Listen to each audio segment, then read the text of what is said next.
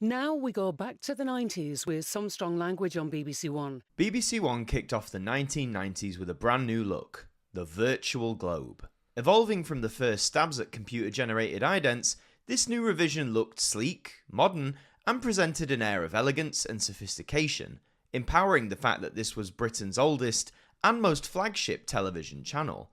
However, similarly to how Channel 4 would have its logo adapted overseas, shall we say, the same fate would befall the virtual globe.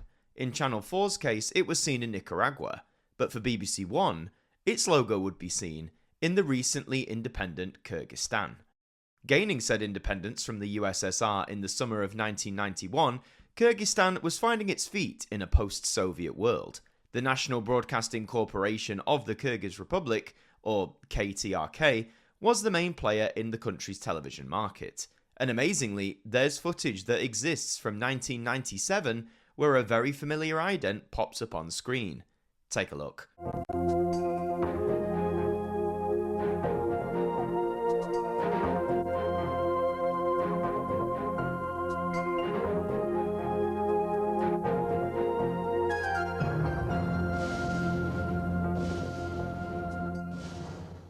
They may be trying to hide it, but it's definitely there. The BBC One virtual globe was indeed used over in Kyrgyzstan to represent the KTRK, with their logo of the time being slapped across the BBC's one.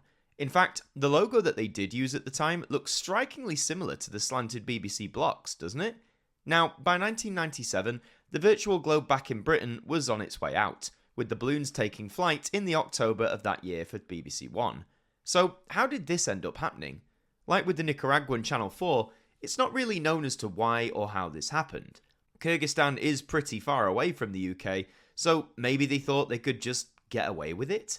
Looking back at the clip, considering this is from 1997, it shows you how much a lot of the former USSR nations were playing catch-up in the television world. Compare the BBC balloons from the same time to this, which feels like it belongs back in the late 80s. There's barely any information on the ident and how long it was used for, but it just goes to show that even as late as 1997, it seemed that no TV channel logo, no matter how prominent or well known, was safe from being stolen and utilised for something completely different.